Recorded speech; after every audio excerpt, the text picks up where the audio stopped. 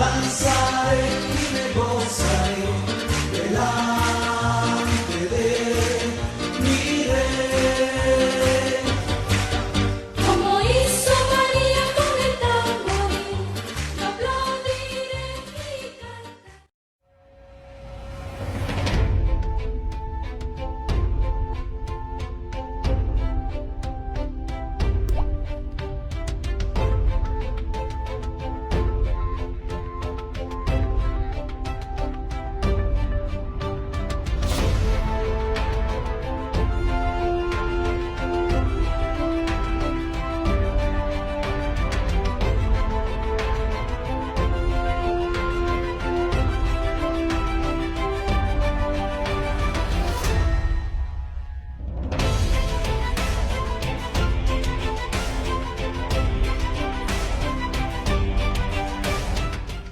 Como le digo, esto tiene que ser, porque miren, aquí está el alfarero haciendo la vasijita, haciendo el vaso.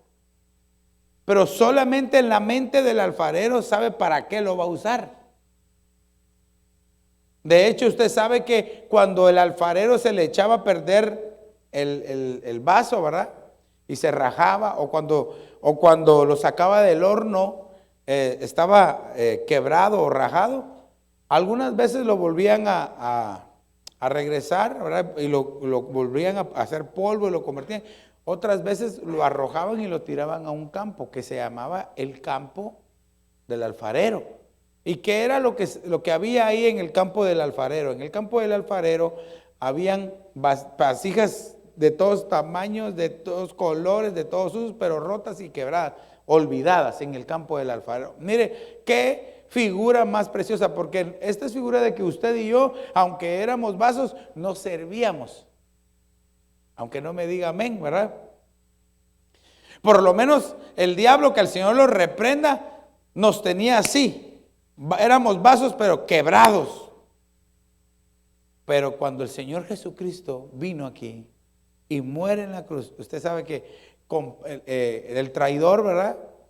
Por 30 monedas que fue a devolver, los sacerdotes y los fariseos y todos los religiosos dijeron: no podemos tomar ese dinero y meterlo al templo, porque el templo es santo y ese dinero es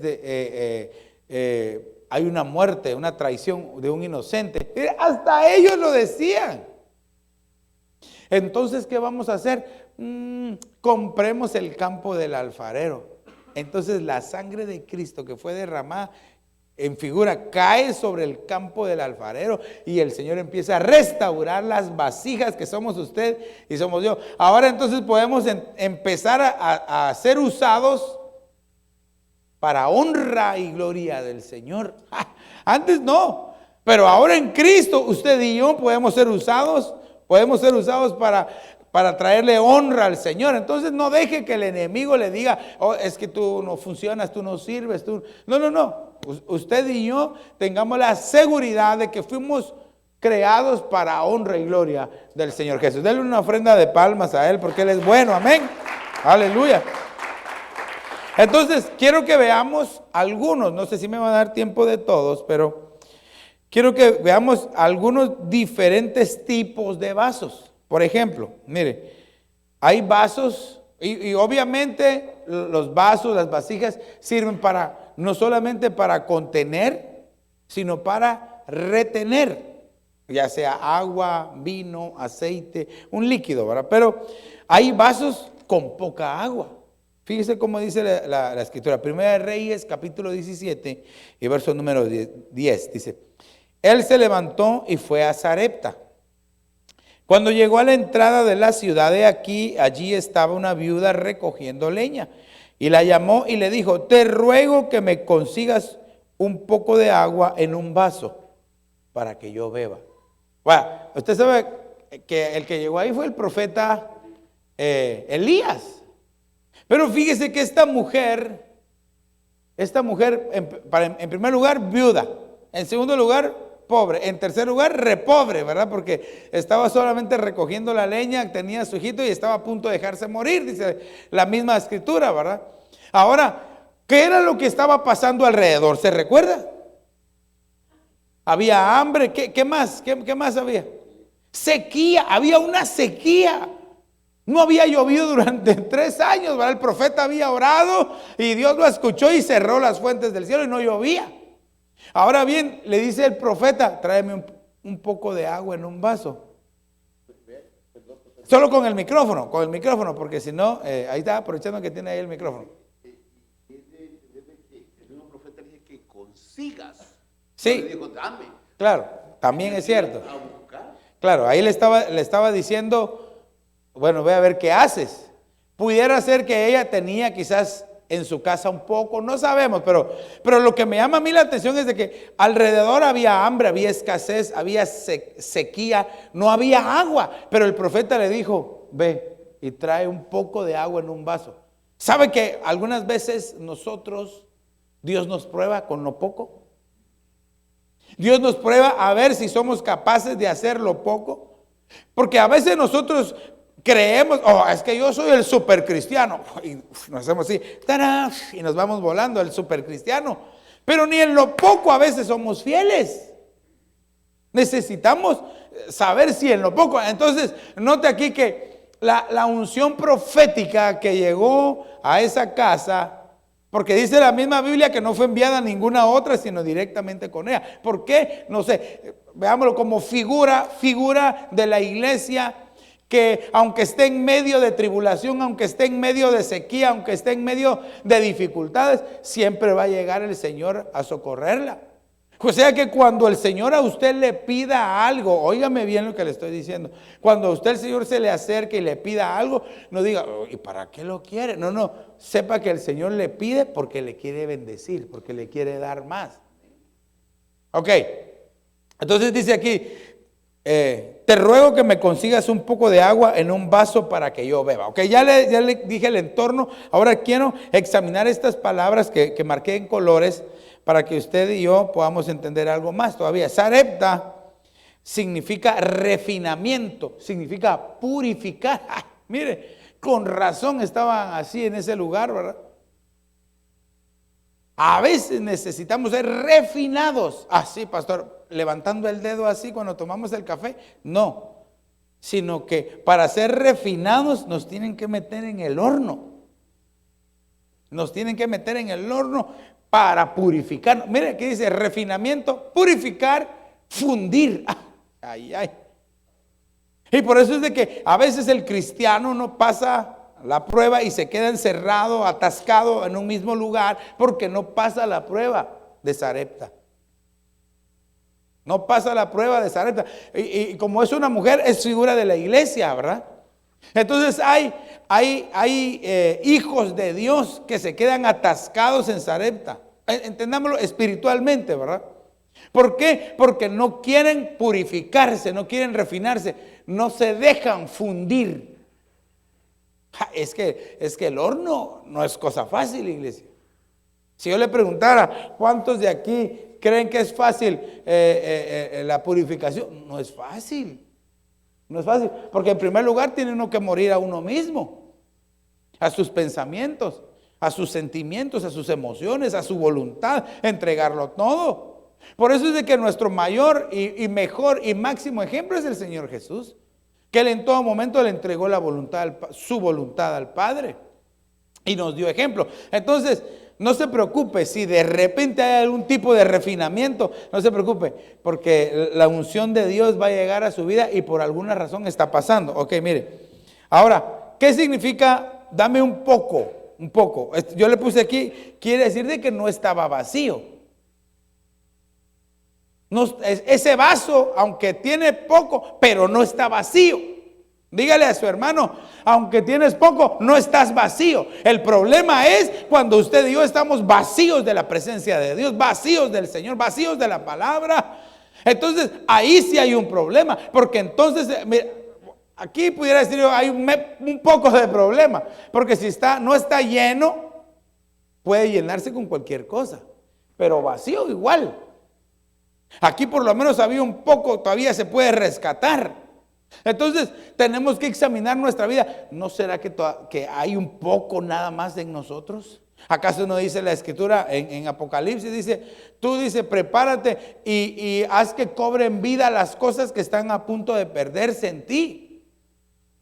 Como quien dice, examínate, yo ya voy a llegar y mira cómo estás, un poquito nada más. Debemos de examinarnos cómo estamos, si estamos llenos o tenemos poco. Es que hay un peligro, o estamos llenos o estamos llenos. Porque no hay otra. Ahora bien, aún en este poquito, por eso es que le decía, aún en este poquito se puede marcar la fidelidad de alguien. Y le voy a poner, aquí le puse yo el verso. Por ejemplo, Mateo 25, 21 dice, su Señor le dijo, bien, siervo bueno y fiel. Dice, en lo poco, mire, en lo poco fuiste fiel, sobre mucho te pondré. Entra en el gozo de tu Señor. Entonces note que aunque tiene poco, pero si se mantiene, dice aquí, sobre mucho te pondré. Esa es la promesa. Aquellos que tal vez hoy tienen poco, el Señor sobre mucho les va a poner. Pero recuérdese de que entonces cuando está hablando de poco, aunque aquí podemos ver la cantidad, en realidad se refiere a una actitud de fidelidad en el corazón. Porque si se está alejado del Señor, iglesia, ay, qué cosa más difícil. Pero si aunque sea hay un poco, el Señor eso dice, y aún dice la Biblia que el Señor puede dar y multiplicar las fuerzas donde no hay, o sea que de cero. Él es experto en hacerlo. Pero usted y yo no perdamos ni siquiera ese poco que quizás hay. Ahora lo que tenemos que hacer es aumentarlo y multiplicarlo. Mire cómo dice Lucas 16:10. El que es fiel en lo muy poco. Aquí ya no dice en lo poco, en lo muy poco. El que es fiel en lo muy poco es fiel también en lo mucho. Mire cómo marca el Señor realmente.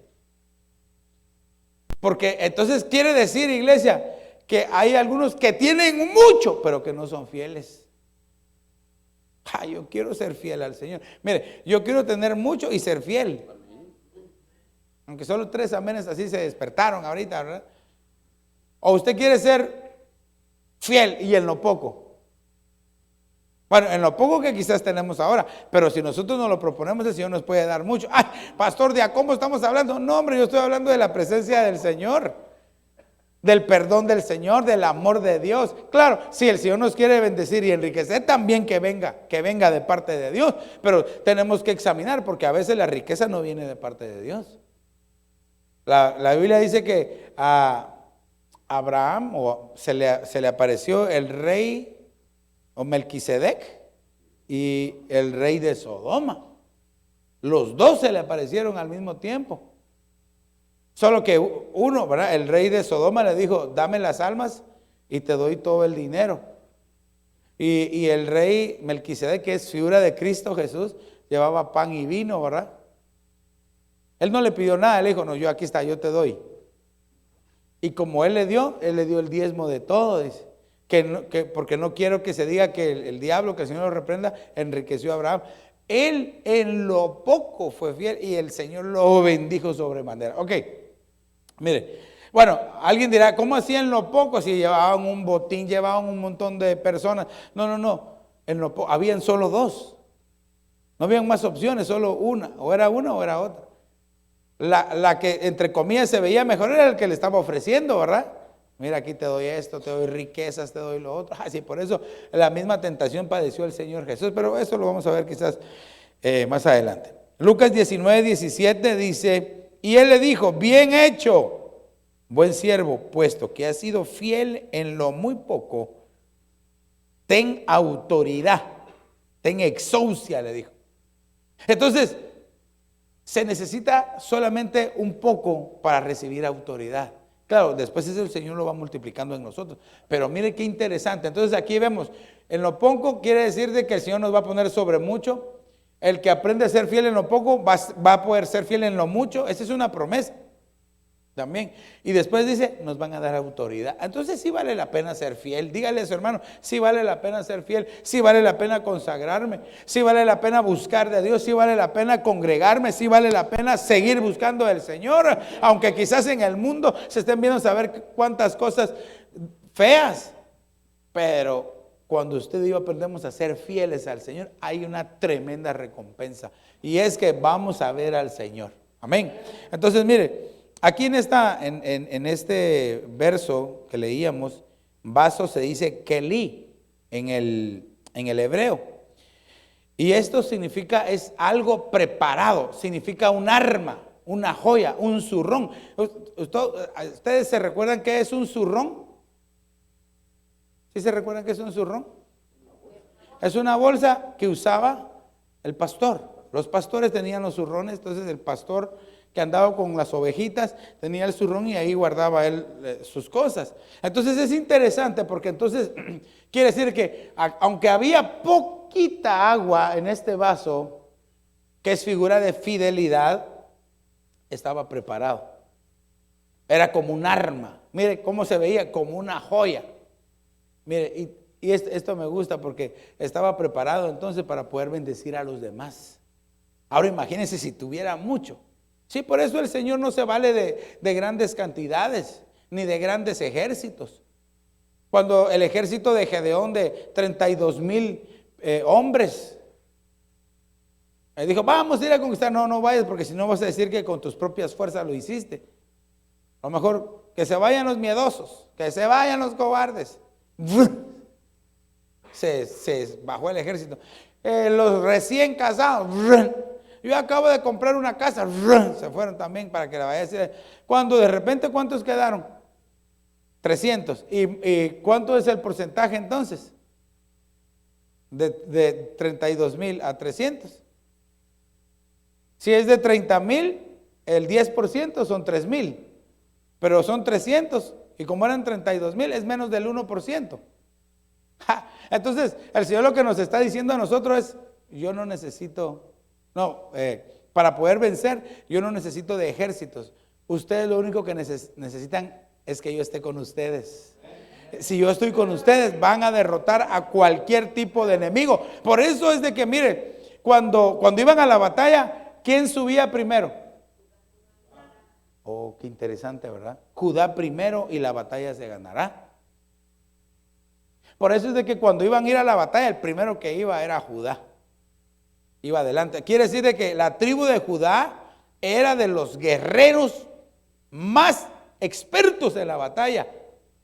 Era de los guerreros más poderosos en medio de las tribus de Israel. Ellos eran los que batallaban. Por eso cuando Simeón le tocó que ir a la batalla, dijo, no, que le pidió a Judá que fuera Judá primero. Le dijo, mejor que suba Judá primero y después subió Simeón. Ahora, esto es interesante porque Judá significa alabanza. Y Simeón significa el que escucha con inteligencia, saber escuchar.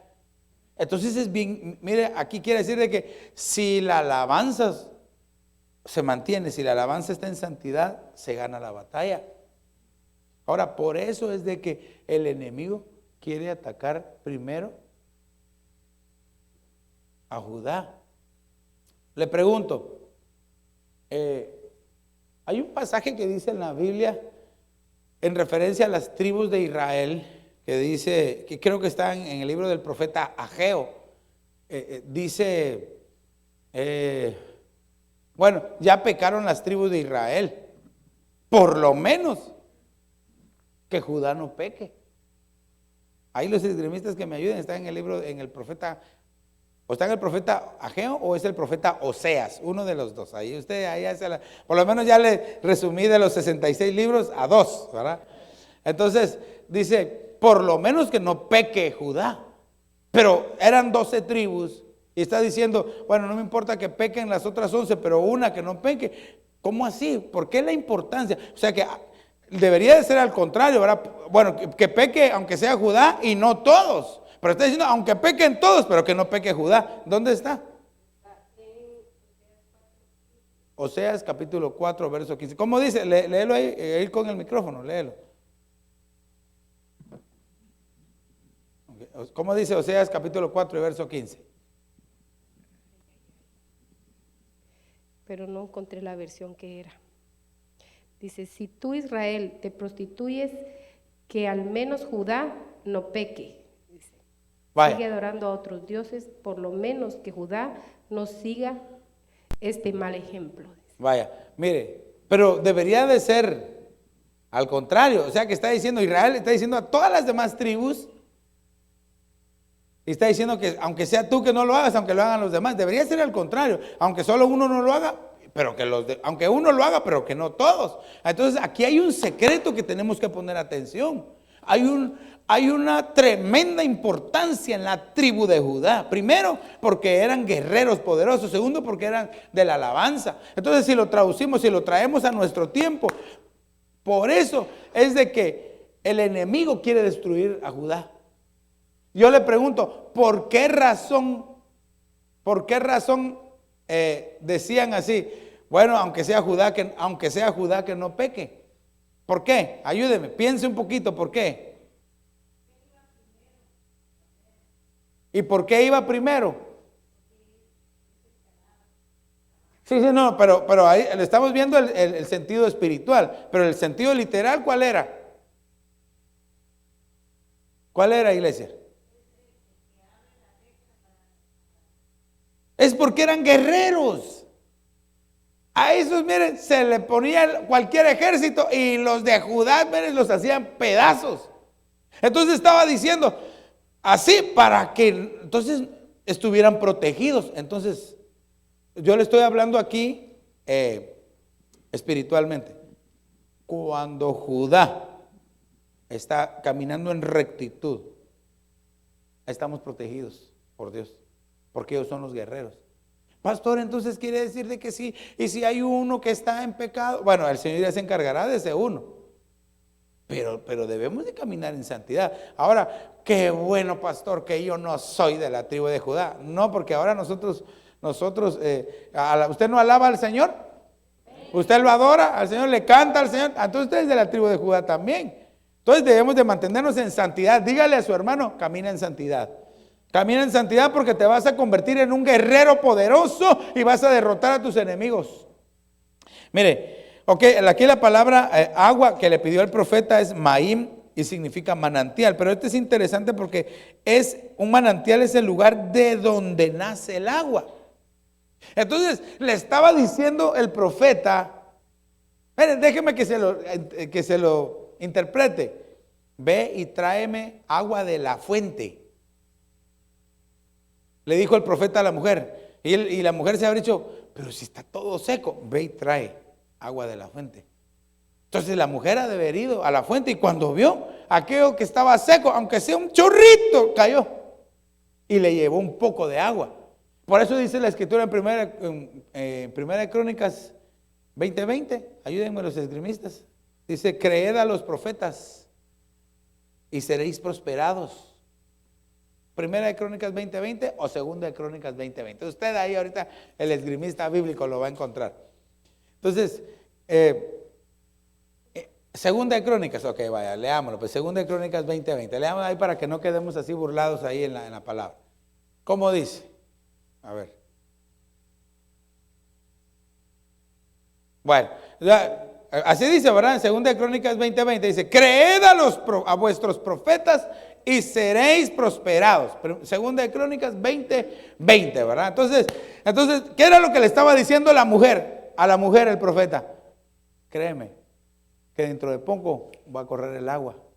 Y aunque estemos en tiempo de sequía, yo vengo de parte de Dios y te voy a bendecir. Si la mujer hubiera entendido desde el principio, ok, pero entonces este es un vaso con poca agua, pero también hay vasos que están vacíos. Y mire cómo dice Jeremías 51:34. Me ha devorado y aplastado Nabucodonosor, rey de Babilonia. Me ha dejado como vaso vacío. Me ha tragado como un monstruo. Ha llenado su estómago de mis delicias. Me ha expulsado. Qué difícil. Se cumplió la profecía del profeta Jeremías, ¿verdad? El profeta Jeremías le decía, no, los van a destruir, va a venir Babilonia y los va a destruir. Y los otros profetas engañosos, no te van a destruir. De tal manera que al pobre profeta lo pusieron en una cisterna, ¿verdad? Y lo tenían encerrado por decir la verdad de parte de Dios. Entonces usted no se preocupe si usted está diciendo la verdad de parte de Dios y de repente no le creen, o si de repente lo tratan mal. Ay, siéntase dichoso, porque lo mismo padecieron estas personas, estos profetas, estos hombres de Dios que nos antecedieron, y recibieron recompensa de parte del Señor. Pero aquí lo que yo quiero que veamos es de que dice que era un vaso vacío. Esto es lo que yo quiero que, tal vez el entorno de se está desarrollando este verso, no lo estamos viendo tanto, pero sí quiero que vea que hay un vaso vacío. Este vaso es el que vimos anteriormente, la misma palabra, pero aquí la palabra vacío es interesante, bien interesante, porque dice, viene del hebreo que es rik, y fíjese qué pasa cuando se está vacío. Viene vanidad, algo que no vale nada. Entonces, por eso, iglesia, no debemos de estar vacíos. Usted sabe cuando se ha vaciado de Dios. Mire, esto es como de repente usted va manejando y dice, ¿qué es ese ruido? Que si la llanta se le está saliendo el aire, ¿verdad? Entonces usted va, se mete a la gasolinera y la infla y quedó calidad. Que así pudiéramos hacer nosotros los cristianos, ¿verdad? Qué fácil sería que cuando uno se vacía de Dios, solo, qué calidad sería estar lleno del Señor. Porque si no, si uno está vacío, lo que viene es vanidad. Ahora, vanidad es algo que no vale nada. Quiere decir de que se le va a poner más ojos, se van a querer hacer más las cosas que no tienen ningún valor. Entonces se puede ocupar el tiempo que le ha dedicado a Dios. Y es que esto es bien importante. Cuando hay alguien que se está quedando vacío de Dios, le dedica más tiempo a otra cosa que a Dios. O de repente ya había apartado un tiempo para Dios y lo desaparta y lo utiliza para cualquier otra cosa. ¿Por qué? Está vacío. Se está vaciando de Dios. Entonces dígale a su hermano, póngale la mano ahí en su hombro, dígale, hermano, no te vacíes de Dios, llénate del Señor. Llenémonos del Señor, iglesia. Ahora, fíjese que a José lo pusieron en un pozo sin agua, en un pozo vacío completamente. Usted sabe que José, el pobre José, sufrió, ¿verdad? Lo vendieron. Primero lo odiaban sus hermanos, ¿verdad? Voy a retroceder un poco más. Primero le hacían bullying, ¿verdad? Ay, ahí viene el soñador. El sueños. Hola sueños, quizás le decían cuando lo miraban, ¿verdad? Después de eso lo odiaban sus propios hermanos. Tanto así que lo agarraron y lo metieron en un pozo. Y matémoslo. Y lo querían matar. Para algunos ya lo habían matado en su mente. Ahora, ¿qué fue lo que pasó? Dijeron, no, mejor no lo matemos. Salieron, ¿verdad? No lo matemos. ¿Cómo vamos a hacer tal vileza? No lo matemos. Mejor vendámoslo para que obtengamos beneficio. O sea que nada que ver. Padre Santo. Ese es el peligro que se corre cuando se está vacío.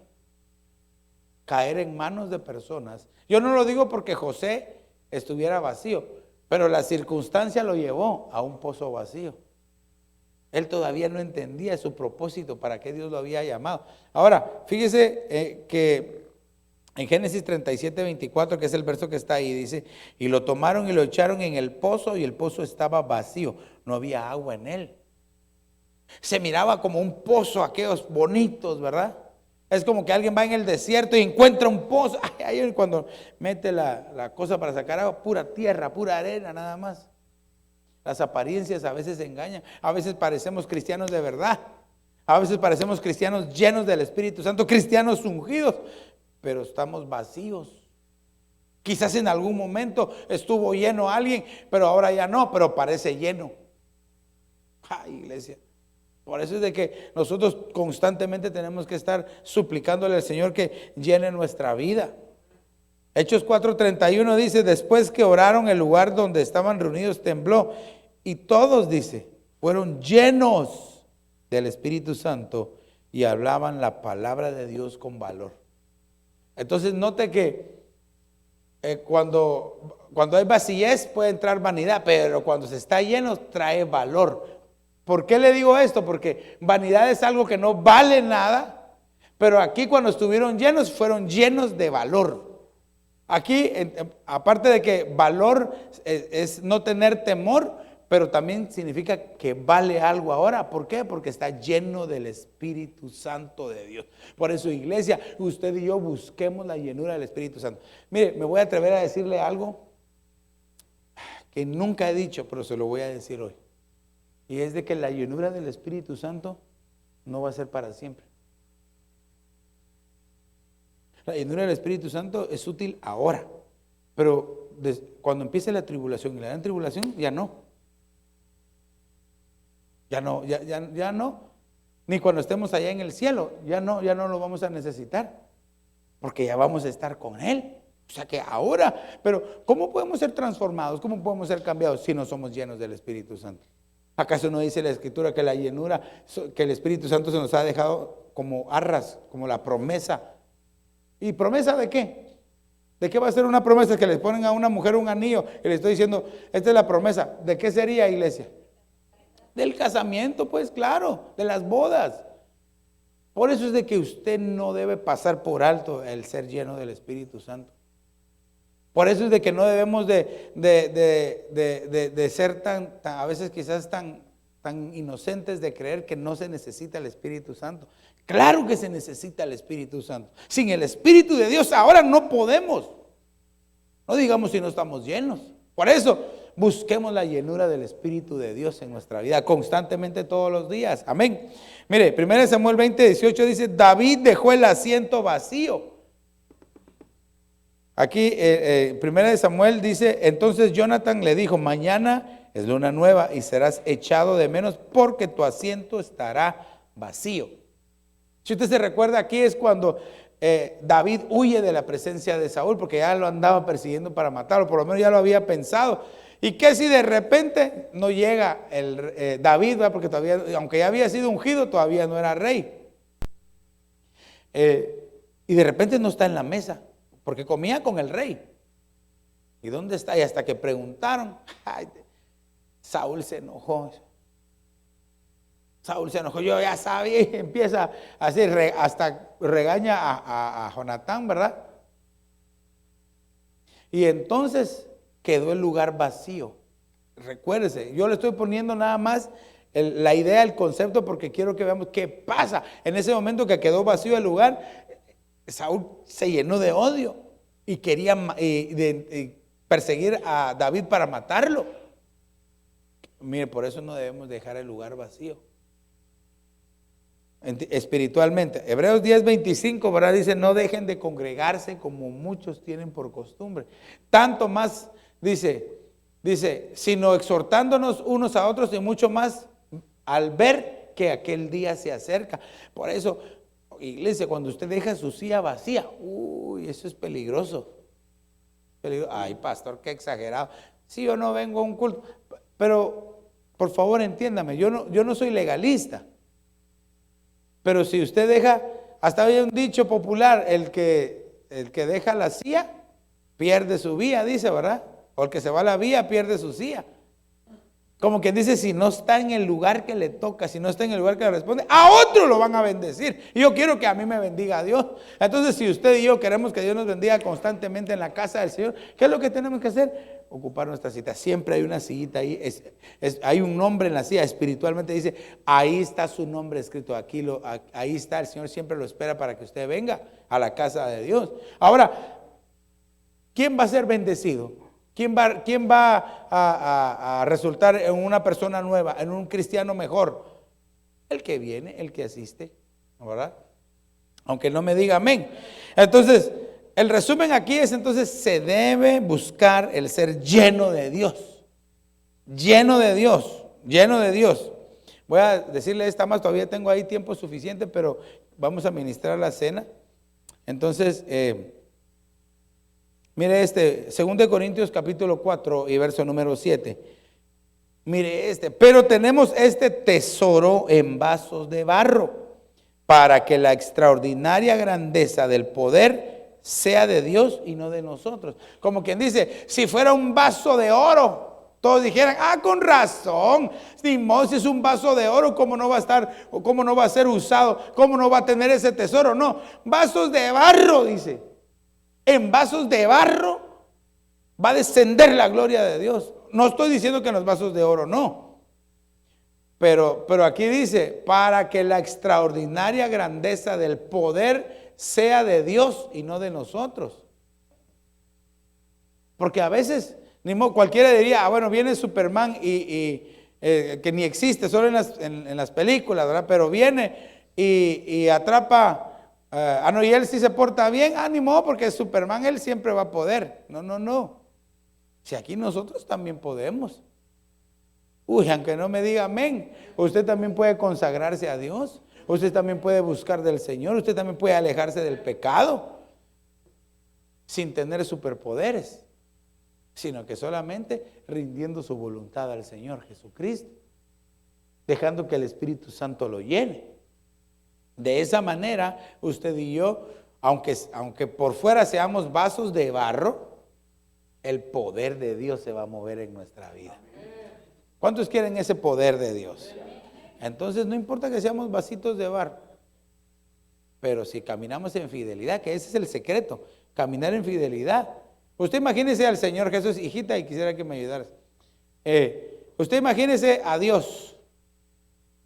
Él entra a ver dónde tiene todas sus vasijas, todos sus vasos, y él entra y empieza a buscar y toma uno. Y lo toma y lo empieza a llenar de él porque lo quiere usar. Ahora, ¿no le pasa a usted que usted en su casa tiene su taza, su vaso que dice, este es mío? Usted, la taza suya para el café la tiene que agarrar con las dos manos así porque es una taza así de este tamaño, ¿verdad? O usted tiene su vaso favorito. ¿Acaso no Dios nos puede usar a nosotros? ¿Acaso no Dios te puede usar a ti, hermano, a ti, hermana, como un vaso útil en las manos del Señor?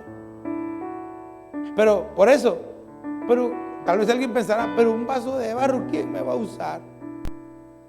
Si el vaso de barro pudiera hablar, ¿verdad?, a la par del vaso de oro, nadie me va a usar, nadie me va a querer, nadie me va a usar. Estoy aquí en esta alacena, en esta despensa, y el vaso de oro brillando ahí, todos queriendo usar. ¿Qué si viene el alfarero de alfareros? El alfarero de alfareros. Y se fijó más en usted y en mí, que somos un vaso de barro. Y fíjese de que cuando usted y yo le cantamos al Señor, cuando usted y yo adoramos, siendo vasos de barro, Él tiene vasos allá en el cielo, allá en su presencia, que le adoran y están constantemente sin pecar. Pero usted y yo, siendo vasos de barro, cuando usted y yo nos atrevemos a levantar nuestras manos y adorar al Señor, el Señor mismo desciende y dice, voy a ir a escuchar a mi hija, voy a ir a escuchar a mi hijo. Y por eso es de que, mire, a veces es incomprensible el amor y la misericordia de Dios. No, por lo menos yo no lo puedo entender, no sé si usted lo entiende. Que siendo yo un vaso de barro, el Señor me tome en sus manos y quiera beber agua de mí. Esa es la gracia de Dios. Tenemos este tesoro. Cuando entendamos el tesoro que tenemos, nos vamos a comportar como el vaso que Dios quiere que seamos. Hasta ahí, hasta en ese momento. Oh sí, Señor Jesús. Aquí esta palabra, y con esto voy a terminar, y a los hermanos que van a ministrar la Santa Cena para que se preparen. Vaso se dice en el griego skeuo, y esto literalmente significa un implemento. Entonces yo me fui a buscar qué significa un implemento, y dice herramienta de una actividad profesional. Pero se está refiriendo a un vaso de barro. Un vaso de barro, dice, para una actividad profesional. El Señor tomándonos a nosotros un vaso de barro para una actividad. Aquí, como es del diccionario de la Real Academia Española, ¿verdad? Pero pongámoslo para un uso honroso. El vaso de barro para un vaso honroso. Solamente. Entonces, aquí es donde viene algo precioso, iglesia. Aquí es donde viene algo precioso. Entonces, el que define el uso que se le va a dar, ¿quién es? ¿Es el vaso? Porque es de oro, de barro, de madera. ¿O es quien lo usa? ¿Quién es entonces? Es quien lo usa, ¿verdad? Entonces, podemos ser de oro, de madera o de barro. Pero si estamos en las manos de Dios, vamos a servir para usos honrosos del Señor. Por eso usted y yo debemos de anhelar eso, iglesia. En el nombre de Jesús. Fíjese que esta palabra también significa aparato o equipo. Entonces aquellos vasos que quieren ser usados por Dios aprenden a trabajar en equipo, en unidad. El Salmo 133, ahí es donde Jehová envía bendición y vida eterna. Ahora mira, este está bonito para las mujeres. ¿Cuántas mujeres de Dios hay aquí? Mire, vaso aquí, esta palabra es que significa esposa, pero se refiere a un vaso. Y lo que significa es que contribuye al esposo, es que decir que colabora, que ayuda al esposo, que bendice al esposo, que está ahí con el esposo, la esposa. Por eso, hermano, usted bendiga a su esposa. Aunque solo 2 amenes así, pero a la fuerza escuché, ¿verdad? Pellizquelo, hermano, para que le diga amén, diga así, que grite. Nosotros como esposos debemos de bendecir a nuestras esposas. Pero yo bendigo a las hermanas acá esta noche. Bendigo sus vidas. Amén, amén, amén. Y mire, ya, esto es lo último que le voy a decir de aquí. La palabra barro, recuérdate, es un vaso de barro. Pero ya vimos que es para uso honroso, ¿verdad? Se dice en el griego ostráquinos. Mire qué palabras esas, ¿verdad? Y significa frágil.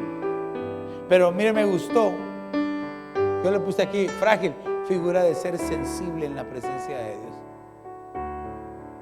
De nada sirve ser aquel vaso de oro y todo durote en la presencia de Dios, que ni porque le bullan los ojos llora. Pero cuando somos sensibles en su presencia, iglesia, hoy empezamos a sentir la presencia de Dios y empezamos a derramar nuestras lágrimas. Oh, yo quiero ser así como ese. Ahora, de la mujer dice que la mujer es un vaso, ¿cómo dice? No, pero así dice la Biblia, ¿estás seguro? Oh, ¿verdad? Dice, un vaso más frágil. Quiere decir que el hombre es un vaso frágil también. Y la mujer es un vaso más frágil. Por eso también no le tire a matar, hermana amada, a su esposo. Ámelo, bendígalo. Ya le dije a los hermanos que amen a las hermanas, a sus esposas. Pero también usted, hermana, bendiga a su esposo. Cuídelo. En la mañana usted así, mire, muélale el café así con sus propias manos para que se vaya con su cafecito así recién hecho. Mire, que en las mañanas cuando le escuche, y usted que moliéndole el cafecito para que sea fresco el café, ¿verdad? ¿Cuántos quieren ser vasos en las manos de Dios para usos honrosos, hecho de barro? Usted y yo, entonces, usted y yo no nos podemos jactar, porque nosotros fuimos hechos de barro. El Señor nos hizo del polvo de barro y sopló sobre nosotros. ¡Qué precioso! Entonces, mire, yo me quedo aquí para una actividad profesional que en realidad sería para un uso honroso. ¿Cuántos quieren ser útiles en las manos del Señor? Si usted me entendió esta noche, póngase de pie ahí en su lugar. Póngase de pie y dígale: Señor, yo quiero ser un vaso útil en tus manos. Yo quiero ser un vaso útil en tus manos, Señor. En el nombre de Jesús.